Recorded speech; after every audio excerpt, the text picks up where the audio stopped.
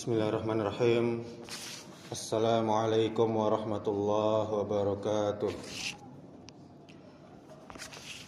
Alhamdulillahi rabbil alamin. Wassalatu wassalamu ala ashrafil anbiya'i wal mursalin wa ala alihi wa ashabihi ajma'in. Asyhadu an la ilaha illallah wahdahu la syarika lah wa asyhadu anna Muhammadan abduhu wa rasuluh, amma ba'du. Alhamdulillah, kita bersyukur kepada Allah Subhanahu wa taala atas segala nikmat. Kemudian salawat beserta salam semoga selalu tercurahkan untuk junjungan kita yang mulia Nabi Muhammad sallallahu alaihi wasallam. Allahumma salli ala Muhammad wa ala ali Muhammad. Ma'asyiral muslimin wal muslimat, jamaah salat zuhur yang dimuliakan oleh Allah Subhanahu wa taala. Al-Imam Fudail bin Iyad rahimahullah pernah berkata, "Ma min ahadin ahabba ar-riyasata illa hasada wa bagha wa tatabba'a uyuba an-nas wa kariha an yuzkara ahadun bi khair."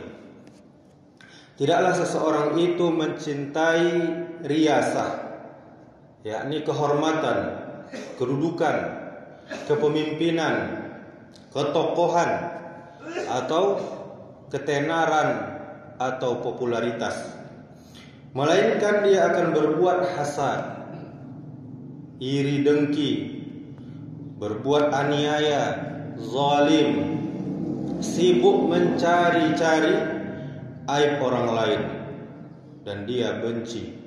Dia tidak suka apabila ada orang lain yang disebut-sebut kebaikannya. Dalam kitab Jami' Bayan Al-Ilm wa Fadlihi halaman 123. Apa penjelasan atau faedah dari perkataan sang imam ini? Yakni yang pertama, nasihat ini menunjukkan bahayanya perbuatan hubbur riyasah, yakni cinta terhadap kedudukan. Cinta kepada riyasah adalah penyakit hati yang sangat berbahaya, karena orang yang seperti itu akan selalu ingin menjadi pusat perhatian, pemimpin atau tokoh yang ingin selalu dipuji. Akhirnya dia akan rela melakukan berbagai cara yang diharamkan, yang dilarang, demi untuk mempertahankan posisinya tersebut. Kemudian pelajaran yang kedua, cinta terhadap kedudukan juga akan menimbulkan sifat-sifat tercela. Di antaranya adalah hasad, dengki atau iri hati. Yakni dia tidak suka kalau ada orang lain yang lebih dihormati atau lebih sukses daripada dirinya. Kemudian sifat bugha. Apa itu bugha? Yakni berbuat aniaya atau zalim. Dia suka menindas atau berbuat aniaya terhadap orang lain demi untuk memenuhi kepentingannya. Kemudian sifat yang ketiga, tajassus, mencari-cari aib, kekurangan orang lain. Yakni sibuk dia membuka celah, membuka aib orang lain agar dirinya saja yang tampak lebih baik. Kemudian yang keempat, sifat membenci kebaikan orang lain. Yakni dia tidak suka bila ada orang lain yang disebut dengan pujian dan keutamaan. Kemudian pelajaran yang ketiga, bahwa riyasah atau cinta dengan kedudukan, kepemimpinan akan merusak amal perbuatannya dan merusak ukhuwah persaudaraan. Orang yang sibuk mencari kedudukan di tengah banyak orang akan rusak niat ibadahnya, karena niat dan tujuannya hanyalah ingin mendapatkan dunia, dan juga merusak ukhuwah dengan saudaranya sesama muslim, karena selalu merasa bersaing dengan orang lain, sehingga dia akan memusuhi siapa saja yang dianggap menjadi lawannya, menjadi saingannya.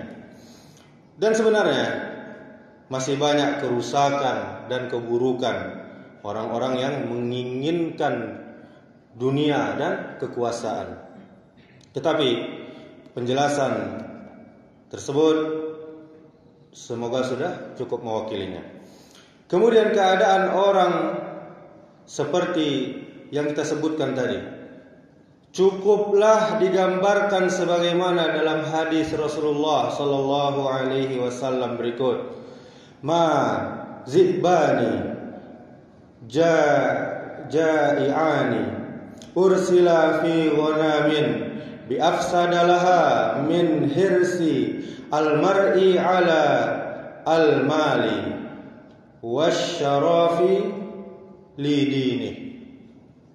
Dan serigala yang lapar yang menghampiri seekor kambing tidaklah lebih berbahaya baginya daripada ambisi seseorang kepada harta dan kedudukan bagi agamanya. Hadis riwayat Tirmizi dan hadisnya sahih. Perumpamaan bahaya dunia, Nabi kita sallallahu alaihi wasallam menggambarkan 2 ekor serigala yang sangat lapar, yang dilepaskan di tengah kawanan kambing, pasti akan membuat kerusakan besar. Bahaya cinta harta dan kedudukan.